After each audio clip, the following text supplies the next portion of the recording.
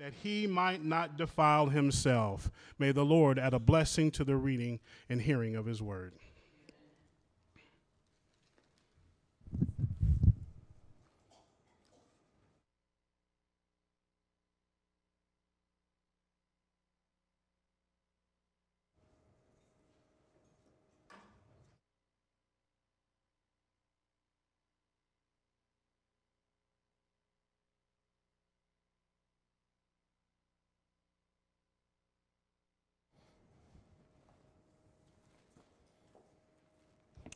Let's pray one more time.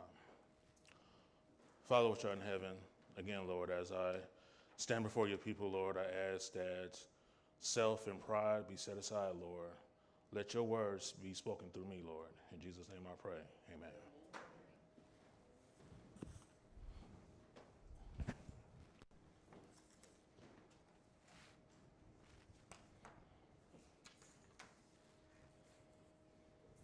Good afternoon. Happy Sabbath, everyone. My sermon title today is Healthy Living for This Day and Age.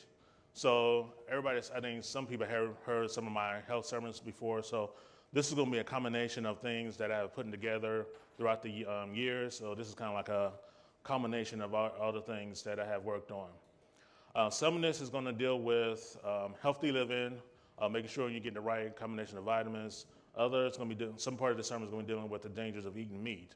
So with further ado, let's go ahead and get started. I always like to start my health sermons with this quote from Spirit of Prophecy, the Councils on Diet and Food.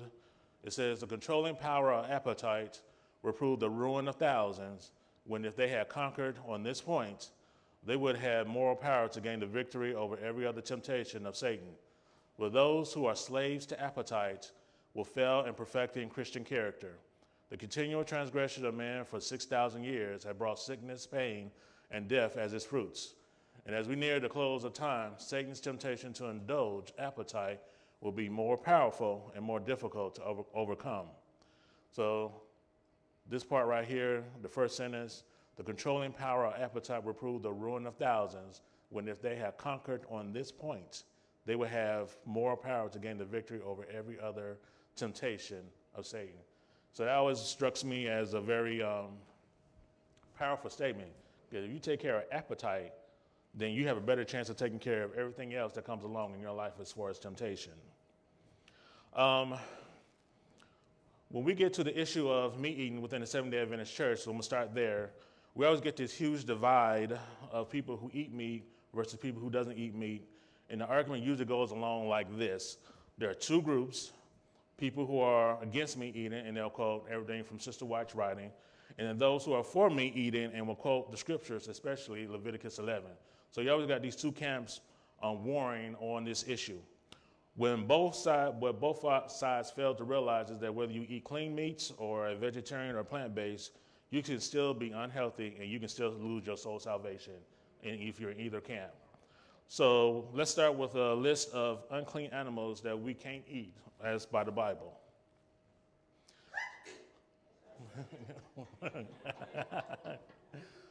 So we start with unclean mammals or animals, and you can find that in Leviticus 11, 4-8, and 10-20.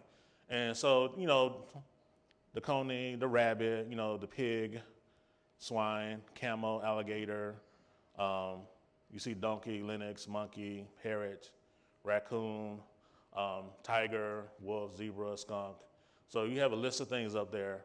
I think this is a very inclusive list of things that you shouldn't eat.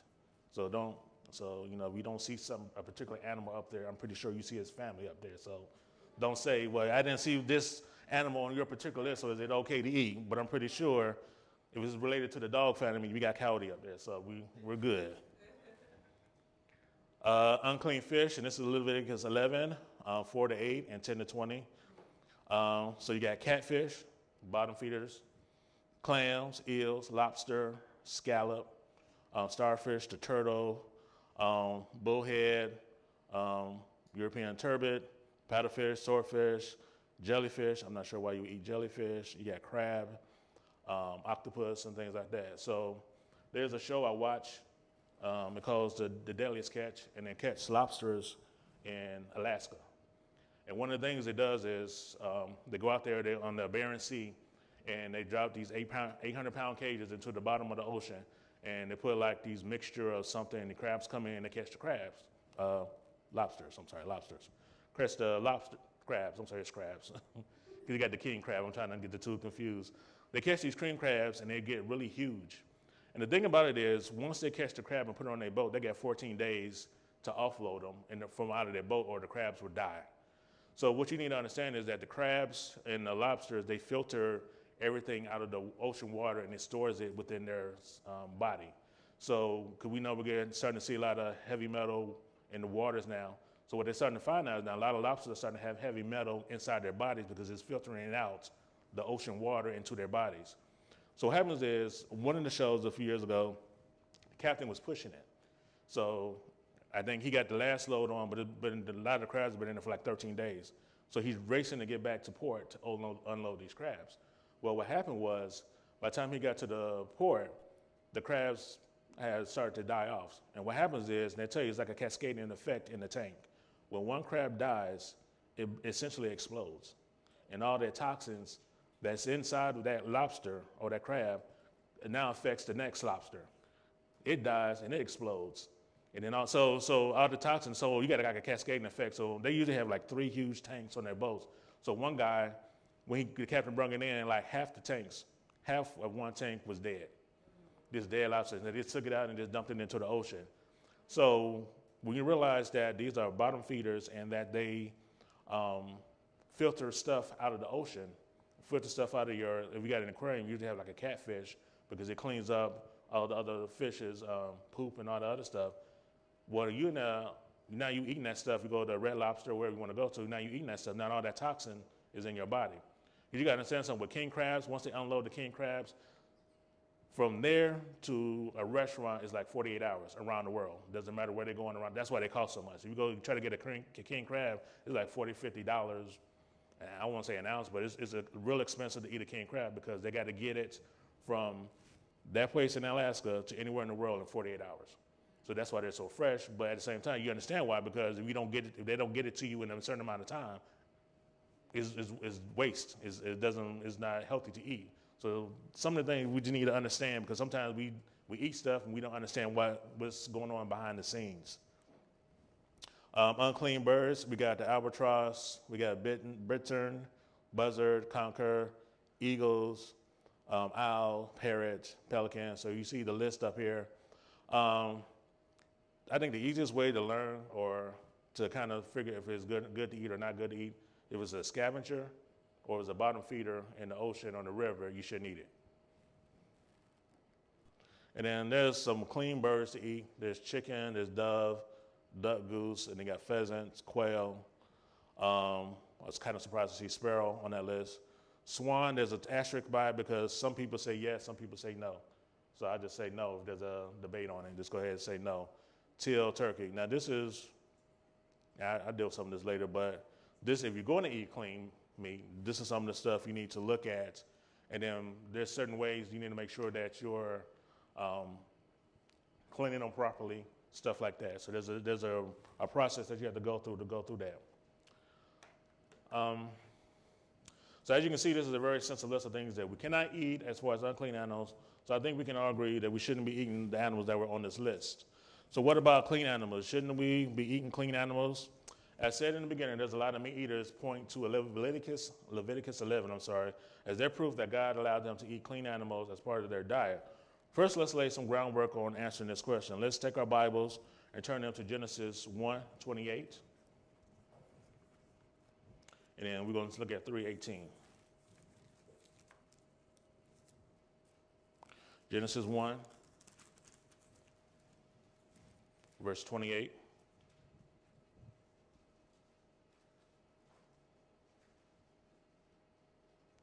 I'm sorry, that should be verse 29. I'm sorry.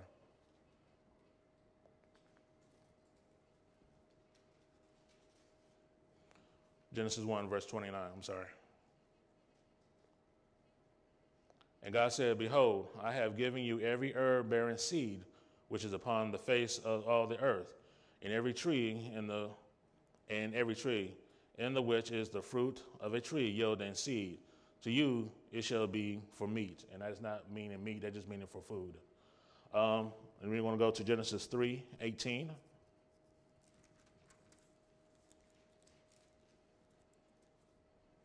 And it says, thorns also and thistles shall it bring forth to thee, and thou shalt eat the herb of the field. So here is a list of foods that Adam and Eve ate before the fall in Genesis 1:28. And we see also that after the fall, what they ate also. So that was within 3:18. So if we go to what it says, behold, I've given you every herb, a plant without a strong woody stem or trunk, bearing seed, is generally understood to mean grains, wheat, oats, corn, rice, rye, barley, millet, etc. Seeds, sunflower seeds, pumpkin seeds, sesame seed, flax, etc. Legumes, soybeans, kidney beans, lentils, split peas, peanuts, and other foods containing seed, some of which we call vegetables today. Eggplant, bell pepper, pumpkins, cucumbers, tomatoes, okra, squash, and melons. In every tree, and a plant with a strong woody stem, such as a shrub or bush or tree, in the which is the fruit of a tree yielding seed. This is generally understood to mean fruit trees. So you got or fruits in general: oranges, lemons, cranberries, apples, pears, mangoes, strawberries, dates, cherries, blueberries, bananas, coconut, avocados, olives, and nuts: almonds, pecans, cashews, walnuts, chestnuts, pine nuts, and Brazil nuts. And in Genesis 3:18, this is generally understood to mean leafy, flower, and root vegetables: lettuce, spinach, parsley, fennel, beets, Brussels sprouts, watercress, broccoli, cauliflower, carrots, turnips, potatoes, garlic, onions. This was very wise on God's part, because many of the vegetables contain medicinal properties that are necessary to sustain us in a sinful, polluted world. So this is from Genesis 3:18. So before the fall, we didn't have vegetables. But after the fall, we did have vegetables, because God knew that sin would take over the world and we'll get sick. So a lot of your green leafy type vegetables are really good to eat based on, I know a lot of people different people say that, if you eat a lot of green leafy vegetables, it's almost like a blood transfusion for your body. So like I said, vegetables came after the fall. So as you can see, Adam and Eve's diet was wholly vegetarian and did not include meat eating.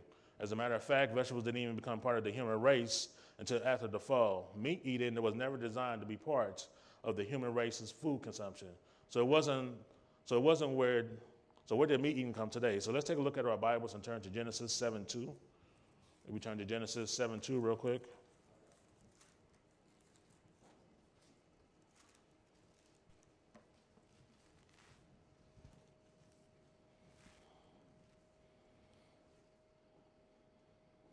Of every clean beast thou shalt take to thee by sevens, the male and females, and the beasts that are not clean by two, the male and his female. Here you can see that unclean animals enter the ark 2 by 2, while the clean animals enter 7 by 7. So why the discrepancy between the animals? The ones that are clean are the ones that Noah and his family ate during the flood and shortly after the flood. And let's turn to Genesis 9:4 real quick.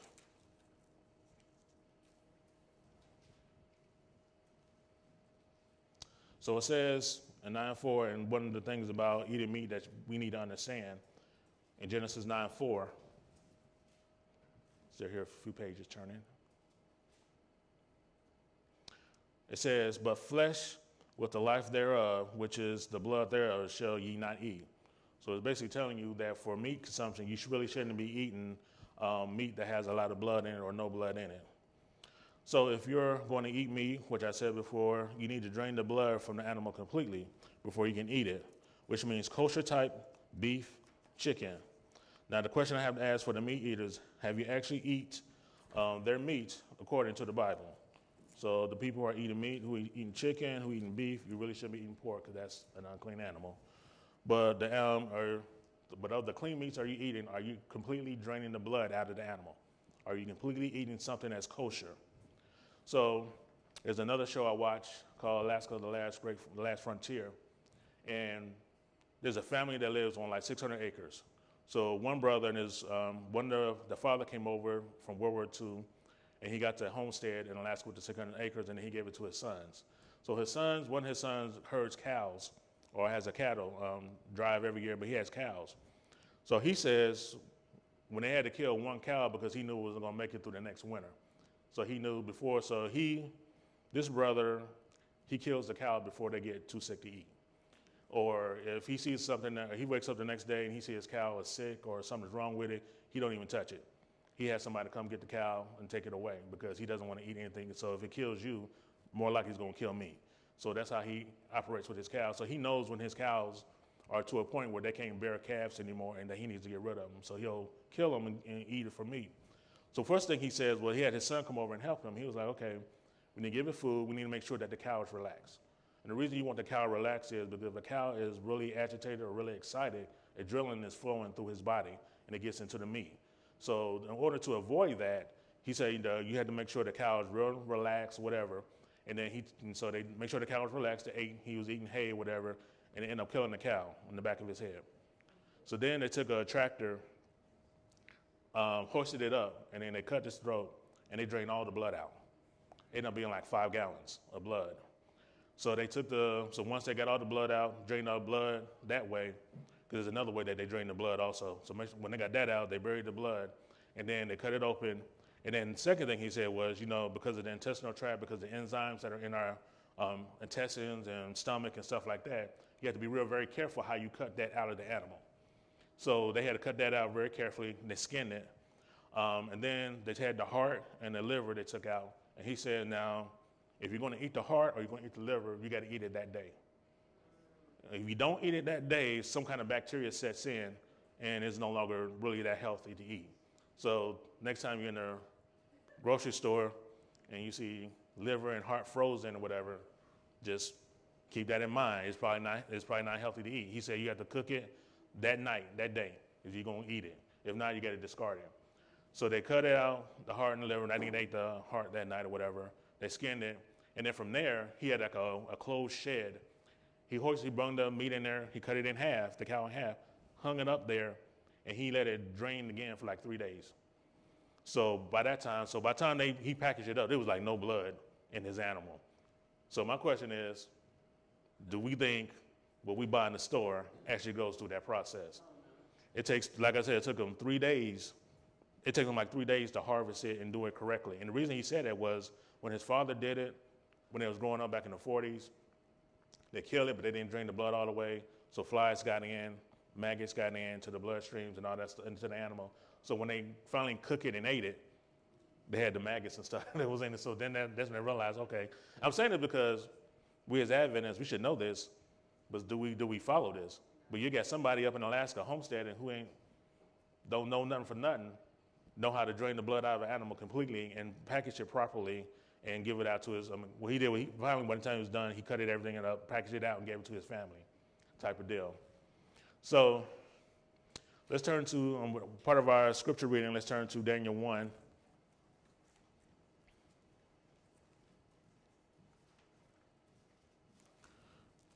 I know we started at 5 to 21.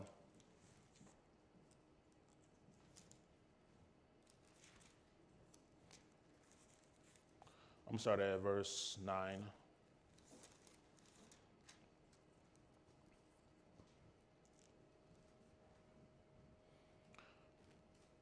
Daniel 1, chapter 1, and I'm going to start at verse 9.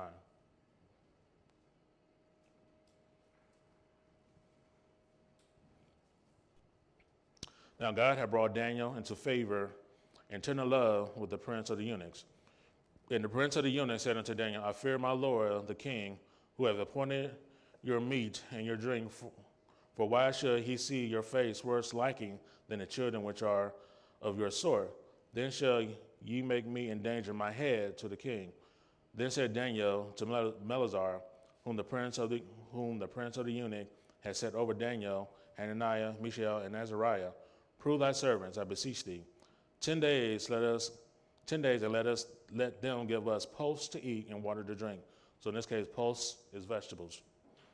Then let our countenance be looked upon before thee, and the countenance of the children that eat of the portion of the king's meat, and thou seest and deal with thy servants. So he consented to them in this matter, and improved them 10 days. And at the end of the 10 days, their countenance appeared fair and fatter in flesh than all the children which did eat of the portion of the king's meat. Thus Melzar took away the portion of their meat and the wine that they should drink, and gave them posts. And as for these 4 children, God gave them knowledge and skill in all learning and wisdom. And Daniel had understanding in all visions. And now at the end of the days that the king had said he should bring them in, and then the prince of the eunuchs brought them in before Nebuchadnezzar. And the king communed with them, and among them all was found none like Daniel, Hananiah, Mishael, and Azariah. Therefore stood they before the king. And in all matters of wisdom and understanding that the king inquired of them, he found them 10 times better than all the magicians and astrologers that were in all his realm. And Daniel continued even unto the first year of King Cyrus. So as you can see here, because Daniel stood on principle for what he believed in and what he felt was the best course of his meals and stuff like that, the Lord blessed him where his knowledge was 10 times better than anybody else in the kingdom. So so that should give us comfort and, I don't know, what's the word I want to use here? Not energy, but drive to be more like Daniel in his eating, because I think in his eating habits, because I think we all want to be more like Daniel. So, excuse me. So we're going to go to a quote real quick. Often intemperance begin in the home by the use of rich, unhealthy food. The digestive organs are weakened and a desire is created for food that is still more stimulating. Thus, the appetite is educated to crave continually something stronger. The demand for stimulants becomes more frequent and more difficult to resist. The system becomes more or less filled with poison, and the more debilitated it becomes, the greater is the desire for these things. One step in the wrong direction prepares the way for another. Many who would not be guilty of placing on their table wine or liquor of any kind will load their table with food which creates such a thirst for strong drink that to resist the temptation is almost impossible. Wrong habits of eating and drinking destroy the health and prepare the way for drunkenness. What a pity it is that often when the greatest self-denial should be exercised, the stomach is crowded with a mass of unhealthy food which lies there to decompose. The affliction of the stomach affects the brain. The imprudent eater does not realize that he is disqualifying himself for giving wise counsel and disqualifying himself from laying plans for the best advancement of the work of God. But this is so. He cannot discern spiritual things, and in council meetings, when he should say yea and amen, he says nay. He makes propositions that are wide of the mark. The food he has eaten has benumbed his brain power. So while the Bible does allow meat eating, there's a particular way that the meat is supposed to be prepared. And you have to take into consideration that the animals in biblical days were a lot more healthier than the animals today. Because of the hormones being pumped into the animals and the unsanitary conditions they live in, it makes animal wholly unacceptable to eat in most of our animals today. So the next topic we're going to move in, because it's kind of a little funny when you talk to Adventists about this, but we're going to talk about fish. And in case you didn't know, fish is meat too. But somehow within the Adventist church, we redefine fish to include it with vegetables, fruits, and grains. So we think about it. We take fish and we put it way over here somewhere, but it's meat, it's an animal, it lives, it has blood vessels and stuff like that. But when we say, oh, I'm a vegetarian, I eat fish. That's what we say. It's still an animal. I'm sorry. While clean fish, which we define by biblical standards, is probably more of the more healthier forms of meat eating, it's still a meat. But even today, we have to be careful with the fish we eat too. For first and foremost, if you're going to eat fish that is clean, then buying the most healthy fish you can buy, which means buying organic or buying it that is wild caught. So you see certain things in the stores, wild caught salmon in Atlantic or wild caught salmon in the Pacific or Alaska, stuff like that. So a couple of things to keep in mind about fish. It depends on where you buy it. So when I wrote this a couple of years ago, I think Pacific salmon was still pretty healthy to eat, but that's kind of changed now. We got into a lot of farm fishing now. So pretty much anything off the Atlantic coast, to say I got it, if it says it's an Atlantic salmon, a lot of people eat salmon, it's probably a farm fish. So you need to understand what you're eating now, so it's not caught in the wild. We understand most fishes are used to swimming in strong currents, and these currents keep the water they swim in pretty much clean and sanitary. You know, it flows to the bottom, and then you have the bottom feeders to clean up what's in there. But when you get them in farm environment, the water doesn't flow as freely in a farm environment, and thus the water they're swimming in becomes stagnant and polluted with the bodily waste of fish caged in that area. Now, they will say they have filters and other things to keep the water clean, but look at it this way. An aquarium has filters and other things to keep it clean, but eventually the water gets dirty and you have to clean it out. So because you don't do that with fish, it will die. If you don't do it in a farm environment, it dies. It becomes unsanitary like the aquarium. Just think of the farm environment as a gigantic aquarium.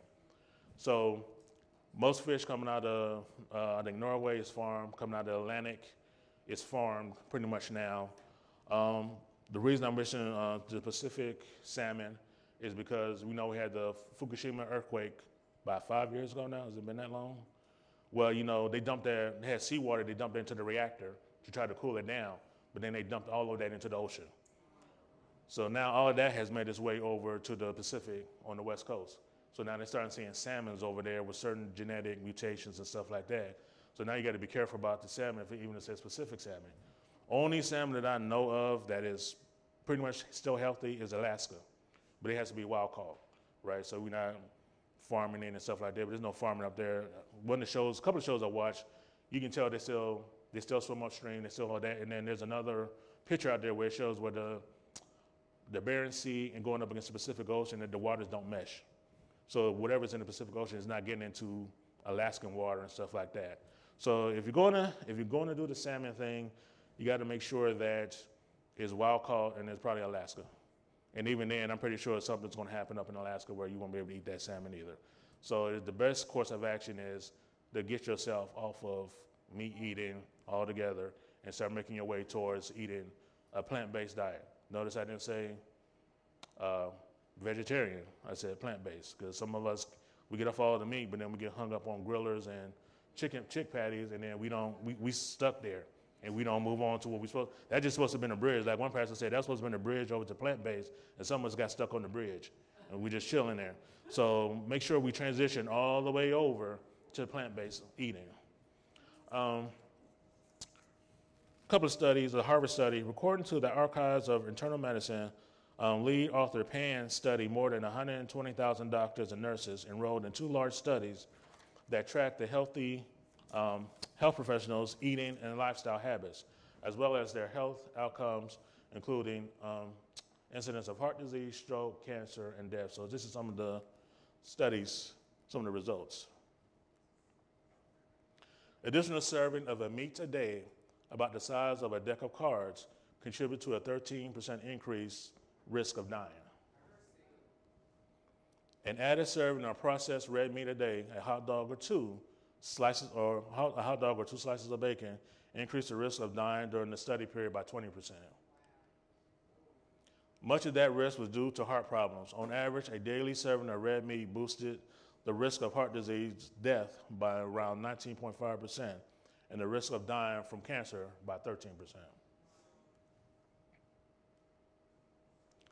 But instead of merely documenting how harmful red meat can be for the body, Pan decided to see how healthier alternatives such as fish, chicken, nuts, and whole grains stacked up against steaks and burgers. Overall, substituting 1 serving a day of red meat with one of these other sources of protein lowered the risk of dying over 2 decades by up to 19%. So it's broken down by chicken or whole grains, each reduced the risk by 14%, while nuts lowered the risk by 19%. So as you see, chicken, whatever, is 14%, but as you move closer to a plant-based diet, you know, it was even lower by 19%. So here are some facts about pigs, because that's some of the things that we as Adventists should not be eating. I'm not under any delusion. I'm pretty sure there are some Adventists eating pork. So I include this in the study, in my sermon. Cataracts, age-related muscular degeneration, abdominal aorta, aneurysms, weight gain, and obesity, diabetes, Alzheimer's, I can't say that word, arthritis, rheumatoid arthritis, and essential tremors may be associated with meat consumption. Lymphoma has been linked to higher meat consumption, especially poultry consumption. Saturated fat intake found primarily in cheese, chicken, ice cream, desserts has been linked with an increase of dying from breast cancer. Putrescine, a chemical compound found in meat, cheese, and fermented foods, highest level found in canned tuna, may be carcinogenic. Meat also may contain glytoxins, which may contribute to the aging process. But meat lacks the ability to produce telomerase activity, which may slow aging. Other contaminants that may be found in meat, fish, and eggs are PCPs, dioxins, ammonia, and fast foods, and anabolic steroids, drug residues, E. coli, which we've been all over the news for the last few years, banned pesticides, because unfortunately within the United States, we're probably the only country that still uses a ton of banned pesticides. Most other countries have banned most pesticides, a lot of it coming from Monsanto. Industrial carcinogens, Poultry workers also have a higher risk of many diseases, thyroid conditions, schizophrenia, autoimmune neurological disorders, such as myasthenia gravis, thought to be due to exposure to poultry viruses and microorganisms at increased rates. So now we're getting to pigs. Ham, sausage, bacon, strips will go straight to your hips. Eating pork products, which are loaded with artery-clogging cholesterol and saturated fat, is a good way to increase your waistline and increase your chances of developing deadly diseases such as heart disease, diabetes, arthritis, osteoporosis, Alzheimer's, asthma, impotence. Research has shown that vegetarians are 50% less likely to develop heart disease, and they have 40% of the cancer rates of meat eaters. Plus, meat eaters are 9 times more likely to be obese than pure vegetarians are. But in factory farms, they are forced to live in their own feces and vomit, and even amid the corpse of other pigs. Conditions are so filthy that at any given time, more than 1/4 of pigs suffer from mange. Think of your worst case of poison ivy and imagine having to suffer it all over for the rest of your life.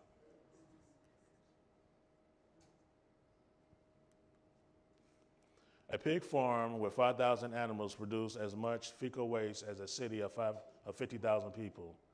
In 1995, 25 million gallons of putrid hog urine and feces spilled into a North Carolina river, immediately killing 10 to 14 million fish. To get around water pollution limits, factory farms will frequently take the tons of urine and feces that are stored in cesspools and turn them into liquid waste that they spray into the air. Thus, manufactured fuel mist is carried away by the wind and inhaled by the people who live nearby. So it was kind of funny they mentioned that because I was watching, the show I showed wasn't even pigs. It was, they were taking on the cow urine and feces and they were storing them in pools, like they said, underneath the ground. So, and the guy was, I forgot what documentary this was, but the guy was showing him, I can take you out to where one is at. So they went out there and they said, and this guy got into like a full hazmat suit, hands, gloves, mask, his own oxygen and everything. And he told the guy, okay, you need to stand back. You need to stand back like a few feet, a few yards, whatever. He said, because when I opened this, they said the smell was so strong, if I didn't have this on, I would die on the spot. That's how concentrated it was. Because they was taking, because they had the cows in these stalls and, they poop and urine there. So I guess they had stuff in the stalls where it just takes it and routes it to some containers underneath the ground. And every so often they get it out, and I think they said they put it they use it as fertilizer. But it's so concentrated, it's not healthy.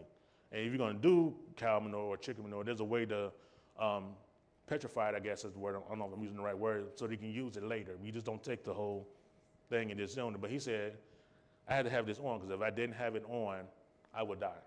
The smell would just knock me out and kill me on the spot. So I have to have this full hazmat suit on and everything. So I'm thinking like, man, that is some crazy. And then you telling me you putting it into the food? I was like, I don't know if that was supposed to be on TV or not, but that's one of the things that we have to be careful about because we don't know what they put in our food. This is why we need to be growing our own foods because when we're growing our own food, we know what we're putting into it versus you're rolling the dice and you're going to the store and you're hoping that it's healthy or they say what it is. So something to keep in mind.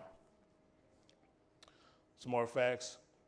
Extremely crowded conditions, poor ventilation, and filth and factory farms cause such rampant disease in pigs that 70% of them have pneumonia by the time they're sent to the slaughterhouse. In order to keep pigs alive in conditions that would otherwise kill them and to promote unnaturally fast growth, the industry keeps pigs on a steady diet of the antibiotics that we depend on to treat human illness. This overuse of antibiotics has led to the development of superbacteria or antibiotic-resistant bacteria strains. The ham, bacon, and sausage that you're eating may make the drugs that your doctors prescribe the next time you get sick completely ineffective. So we need to, when you're talking about the ventilation and stuff, one of the things that was interesting, we was living in Holden a couple years back, which is like halfway between Lee Summit and Warrensburg. And we was out there in the country, farming, whatever, doing what we needed to do. And then one thing led to another, we had to move back to the city. I was kind of upset. I was like, okay, we got used to being out here, making the drive, all that stuff. We farming, living the country life. So I didn't understand what was going on, but we back in Lee Summit. And then I think earlier this year, I found out where I was in Holden, like a mile away from it, they're starting to put in a confab farm. If you know what that is, that's it's a area they can create a farm. We're gonna have like maybe 5,000 heads of cow right there in the area. And of course, they're worried about the residents in that area are worried about because you got 5,000 cows. Where are they urine and feces and where that go? Because it creates a ton a day.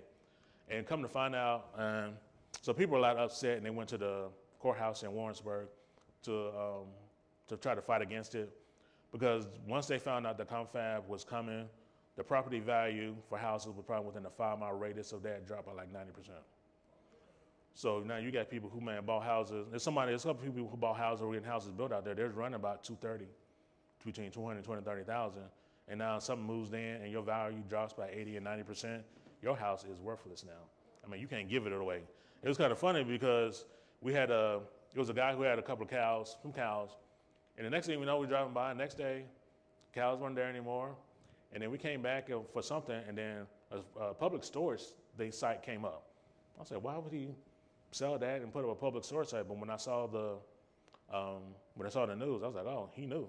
He had some inside information. He was able to get rid of his property quickly to somebody else before his value dropped. And it's funny because where we drove down this road, we always passed like one neighbor had like a couple of pigs and a couple of cows. Some days we drive by, it was fine.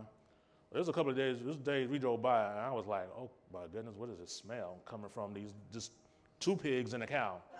Now can you imagine 5,000 cows?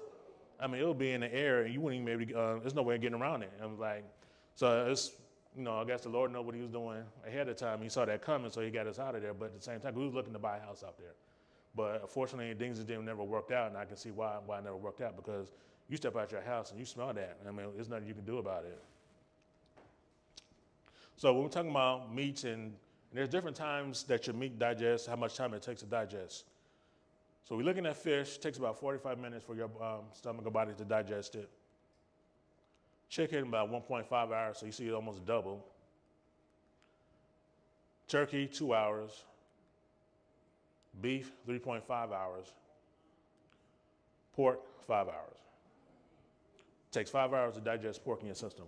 Mind you, Miss Janine has been with us, and she's telling you need to space out your meals, so 4 to 6 hours. And usually when your body's done digesting the food, it needs about an hour or so to rest, or 2 before it can start the process again. You eating pork, you're not giving your body any time to rest, because some of us are eating between 5 to 6 hours in that time frame. So you eat pork, you eat again in 5 hours, your stomach and your digestive system haven't had time to rest, and now you working it again if you eat more pork. So this is one of the things when you eat, keep this in mind, that from fish, 45 minutes, down to pork, 5 hours. Just keep that in mind. Spirit of prophecy says, the gospel of health has able advocates, but their work has been made very hard because so many ministers, presidents of conference, and others in positions of influence have failed to give the question of health reform its proper attention. They have not recognized it in its relation to the work of the message as the right arm of the body. While very little respect has been shown to this department by many of the people and by some of the ministers, the Lord has shown his regard for it by giving it an abundant prosperity. When properly conducted, the health work is an entering wedge, making a way for other truths to reach the heart.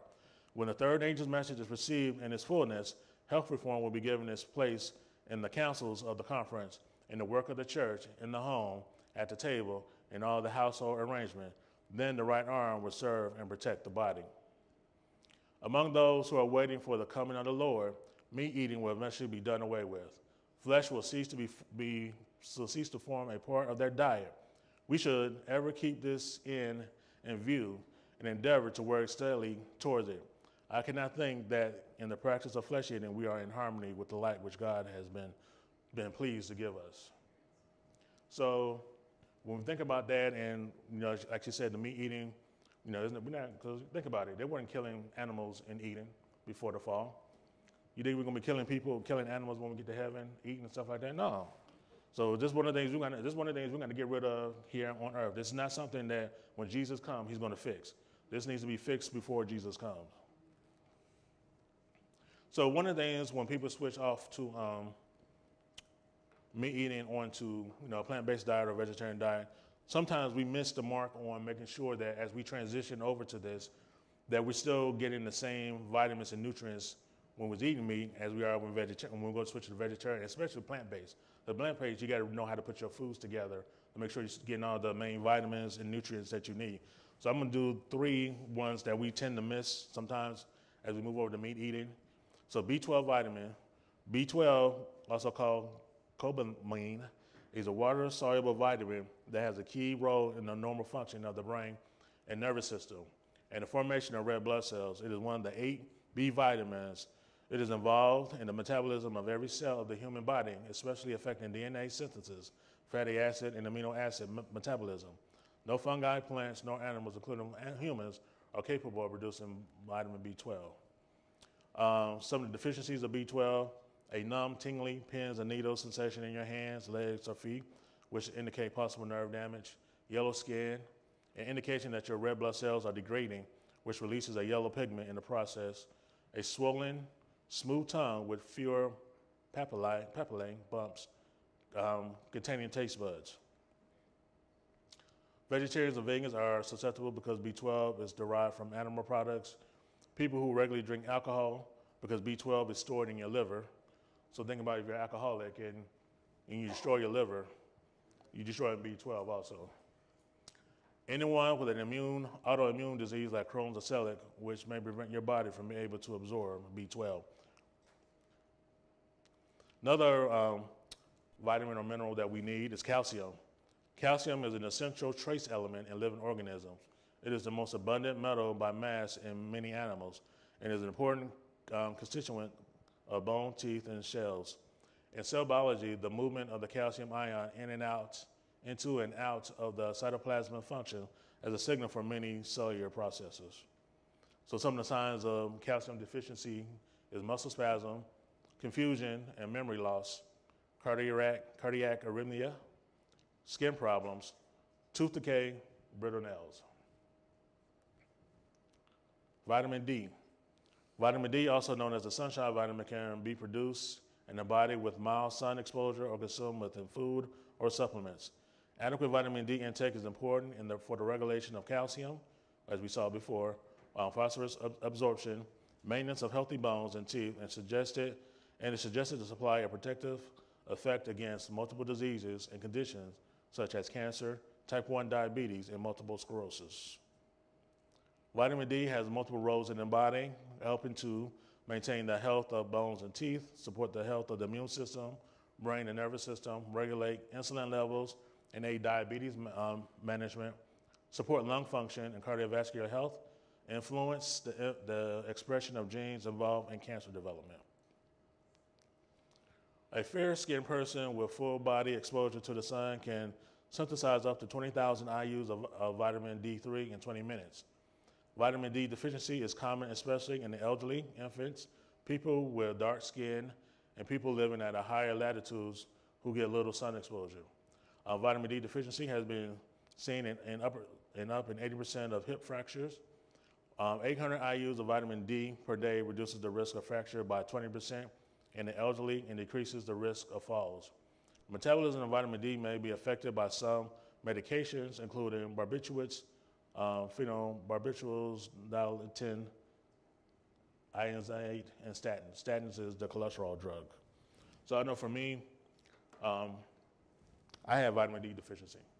Now you think somebody who's in the garden, 3 or 4 hours a day wouldn't have vitamin D deficiency. But I was experiencing some weakness and like constant pain in my shoulders and stuff like that. So I didn't know what was going on. So I was like, okay,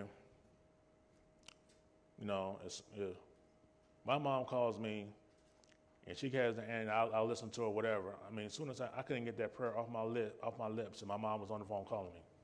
Hey, have you ever thought you might have vitamin D deficiency?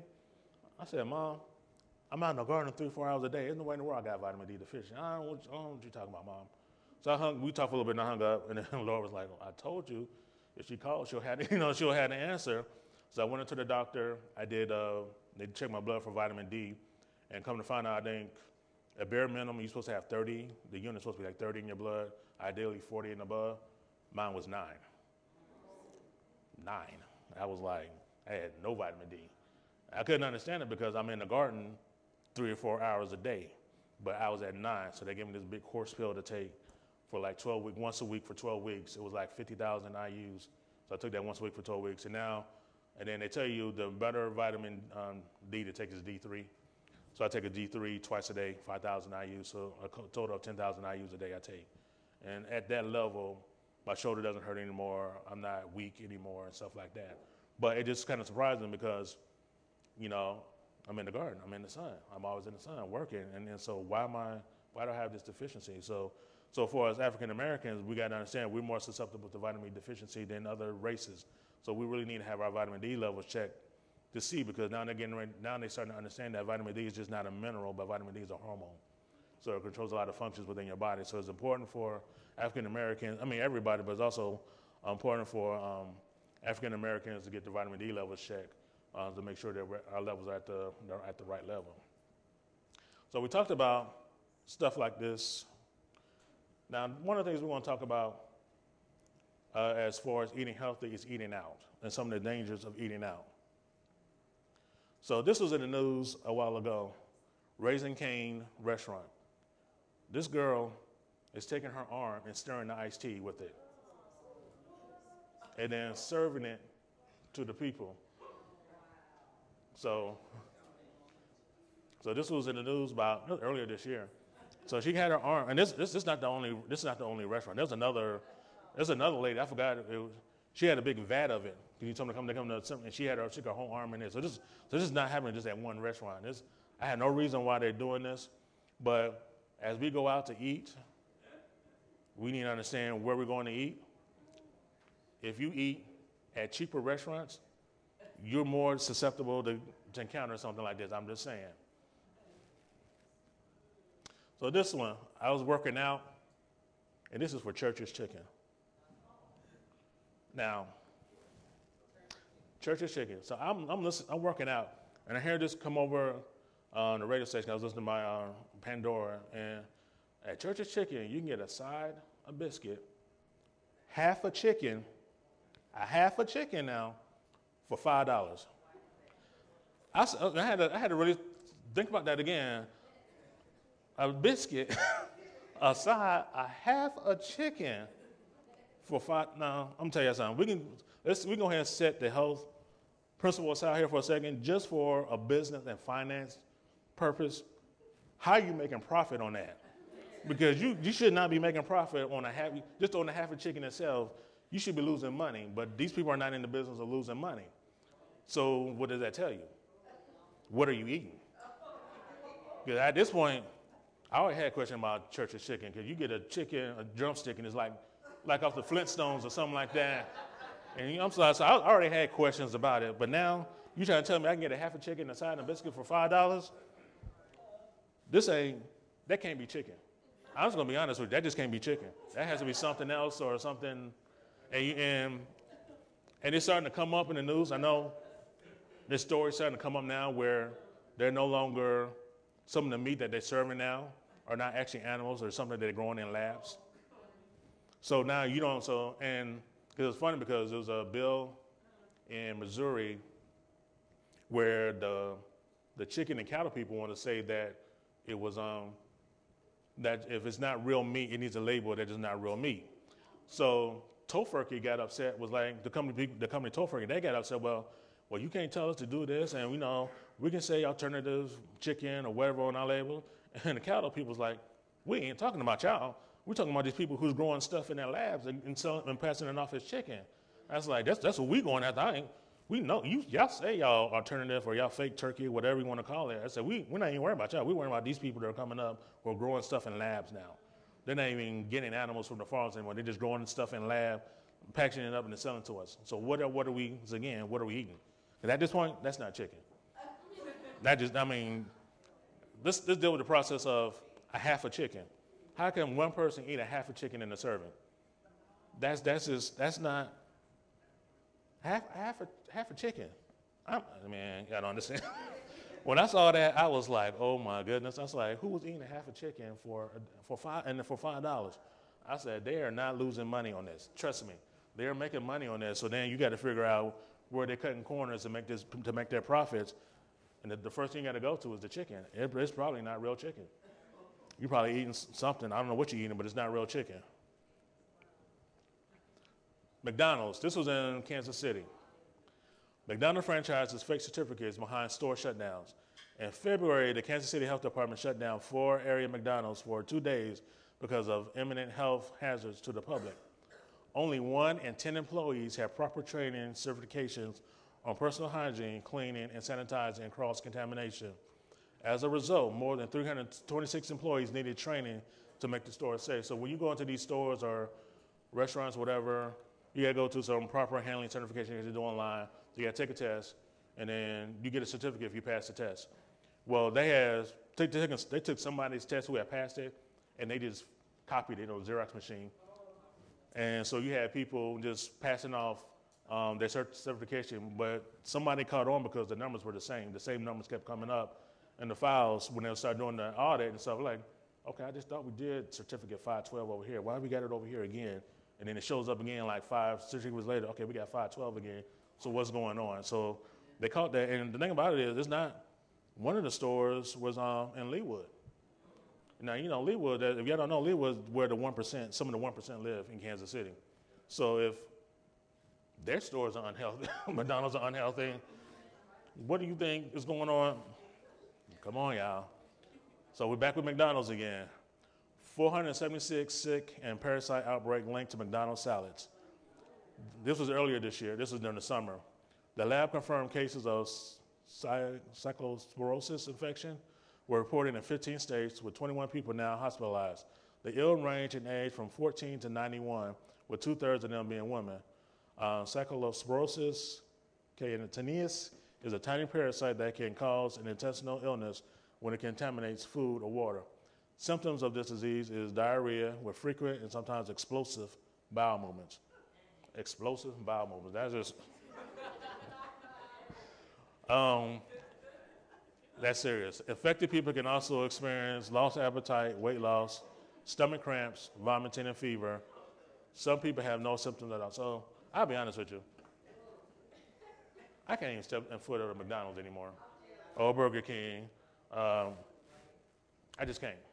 Because you see this stuff now, I'm like, you got people handling your food that don't even have certificates, don't understand what's going on. I remember years back, I got some kind of burger from McDonald's, and I'm watching the lady in the back. So she was making my burger, and she put bacon on it, wrapped it up, and was going to give it to me. I said, no. I said, I didn't want bacon on this burger. So she went back. She was okay. She took the bacon off, was going to rewrap it and give it back to me. And the crew chief had to come over and say, no, stop. You can't do that because you already put the bacon on the burger and stuff like that. You need to make him another burger without the bacon. I mean, so it's just common sense stuff like that that people don't know. And we're up here eating stuff like this, and it's crazy. FBI arrested man who poured mouse poison on Whole Food buffets. This was 2 years ago. The man, whose name has not been released, sprayed a liquid mixture of hand cleaner, water, and tomcat mouse poisoning onto produce and prepared food bars at Whole Foods and 2 other area grocery stores, Major and Plum Market, according to the FBI. I believe this was in Michigan. So that's the individual. See right there in his hand? Spraying in there, and actually I couldn't get there's a video where they show him walking up to the bar, and he had it out, and he just and spraying. So, man, even Whole Foods, we have to be careful about open bar and stuff like that. So we have to be careful about eating out. And another thing I want to address as I get ready to close, something that, Christians like to do, especially Adventists, we like our virgin drinks. I'm pretty sure if you can open up a dictionary with a definition of virgin drinks, you probably have the Adventist symbol right beside it, because we like our virgin strawberry daiquiri and stuff like that. So I'm going to explain to you what happened to me. I was on a business trip, and it was about take that back. It was in 2007. Was in D.C. We was doing was in the auditorium with other companies, and we was promoting our equipment and software and stuff like that. And then our business, our job, our company had rented out a place in D.C. called Lima. I guess Lima at the time was like the hottest club in D.C. or something like that. I don't know if it is or not now, but we had, so I didn't know what it was throughout the day. Oh, y'all got Lima. Everybody, people from other companies coming up, oh, y'all renting out Lima. I'm like, what's a Lima? I don't know what's going on. Okay. Everybody was excited. I had no idea what was going on. So we left early because we need to set up some stuff there. So we get there. I was like, oh, it's a bar type / club type thing or whatever. So we set up everything. So I go to the bar. I was like, well, okay, can I get a virgin strawberry daiquiri? And she looked at me, and this is a high-end type bar type club. And she was like, I'm sorry, but we don't do frozen drinks. I was like, oh, can you do some virgin drink? I forgot what I named next. And so we was just back and forth debating for the next 2 or 3 minutes. And then something in my head was like, why are you debating with this woman? Just get a soda and call it a day. So I was like, okay, you know what? Yeah, Lord, you're right. Okay. So, and before I could get it out, she said, you know what? I got just the thing for you. I was like, okay. So, when a woman bartender tells you she got just the thing for you at a bar, you need to be careful about what she's about to bring you. So I get there. She comes back and says, okay, here you go. It was a virgin mojito. So instead of, I think it's rum, soda water, mint, to get the mint in it, and then something else. So she switched out the rum for Sprite or Sierra Mist. Okay. So I drunk it. Wow, this is pretty good. Got a nice smooth taste to it. So I was like, a couple hours later and several drinks later, I wasn't drunk, but I was in a very relaxed state of mind. And I didn't see being a diabetic, because most alcohol is bitter. So being a diabetic, I should, I tend to pick up on stuff. So if somebody tried to slip me something, I usually get it. I said, no. One time I was at another place, and the guy had put alcohol. He said, oh, I made a mistake. I was okay. He came back again. I was like, I tasted it. I said, no, you got alcohol in it. No, are you sure? I said, I'm positive. Took it back again. He came back. You still got alcohol. No, this time I was smart. I didn't wait for the Lord. I was like, okay, you know what? Just give me a soda. He's like, well, I saw the lady pour it. I said, listen, I know what I taste. It has alcohol in it. But in this case, in this scenario, I didn't recognize the alcohol. So I'm several in 2 or 3 hours later, and I'm in a very relaxed state of mind. So my best guess is where I missed it was they put the mint leaves in the drinks also. But the mint leaves were frozen. I noticed that when they was putting it in, that the mint leaves were already frozen. My guess is that either they dipped it in alcohol and froze it, or it was something like that. So I think the leaves were dipped and frozen in alcohol. So even though she didn't give me the rum, she still put the mint in there and pour the soda water and the Sprite, and then you get that mixed in with and the leaves thaw out in there as I'm drinking it. But because it was mixed just perfectly, I didn't recognize the alcohol that was in the drink. So you have to be careful. We out here trying to be like the world because we don't drink, but we want to look like we're drinking. So we go, hey, give me a virgin, whatever. You need to be careful because in this day and age, you don't know what they might be slipping in your drink. They could slip in alcohol. They can be slipping some type of drugs in there. All because you're trying to look cute and be like everybody else. Like, hey, I got a drink too with a little umbrella and whatever you want to call it, and some olives and some whatever. So I'm trying to be like y'all, and not realizing that the bartender might be slipping something in your drink and you may not know it. So you need to be. You can't rely on your senses, because up to that point I was relying on my senses. I always could taste alcohol based on me being a diabetic, because diabetics like sweet stuff. So we know when we taste something bitter, and alcohol is bitter. But so I was relying on my own will and my own strength to navigate that area. And then somebody came along. You play with the devil long enough, he'll get the right combination where you'll miss it, and you won't catch it. And next thing you know, you down the road, and that was an interesting night. So suffice it to say, I learned my lesson. I don't get virgin drinks anymore, and I suggest everybody start trying to be like the world, get virgin drinks, and just make sure that nothing wrong with getting the water. Ain't nothing wrong with getting lemonade. Regular lemonade, not the hard lemonade. So you hear hard lemonade, that's alcohol too. So make sure you say regular lemonade or strawberry lemonade. You just say lemonade in a bar, whatever, with people, they'll come back with a hard lemonade. So just make sure you stay. We might as well be safe to say soda. Just give me some soda, give me some Sprite type of deal. So water, bottled water. Bottled water, because I think we saw somewhere there was some hard alcohol water. Yeah, it was I forgot. I'll look up and bring it next time, but hard, don't ask me why they did that. But these are the dangers of. And it's funny because Sister White talks about this in her writing. I think she's on a train somewhere. And she talks about the dangers of eating out, because you don't know what people might put in your food or put in your water or put in your drinks. So she's cautioned against eating out. So if you're going to eat out, like I said, you may want to trend towards the higher end restaurants, because they get a reputation to keep up in quality, or plant-based restaurants if you can find them in the city. I know there's a few in the city. But you got to be careful about what you eat, because you know what people might be slipping in your food and slipping in your drink, and next thing you know, you drunk, or somebody slips something in your drink. You trying to be cute with somebody, and a woman out drinking, trying to be cute with her friends, and some guy slips something in your drink, and next thing you know, you out and doing whatever. So just be careful about how you eat out. Get in the habit of growing your stuff. I can't emphasize that enough. Get in the habit of growing your stuff. Get used to eating better quality food. To me, once you start growing your stuff and eating better quality food, a lot of this stuff will just fall off, because the quality of food is not that good to begin with. We talking about the McDonald's, the Burger Kings, Taco Bells, whatever you want to call it.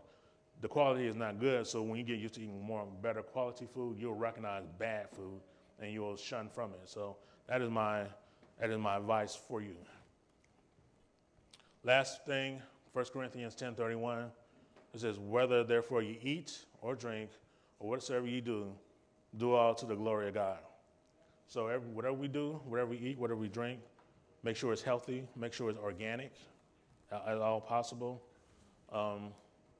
Because as times get worse, food's going to start getting worse. Like I said, they're growing meat in labs now and feeding the people.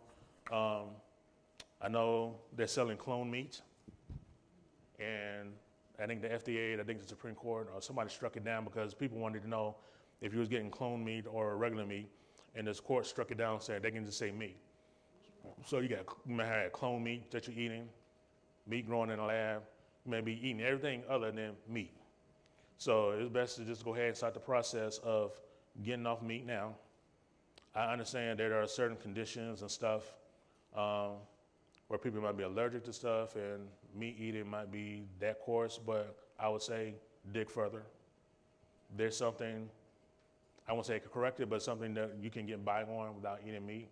The problem is some of us, what we have to eat in place of the meat, we don't want to eat because we don't like the taste or whatever. You just want to get over that, because eating meat is becoming extremely dangerous.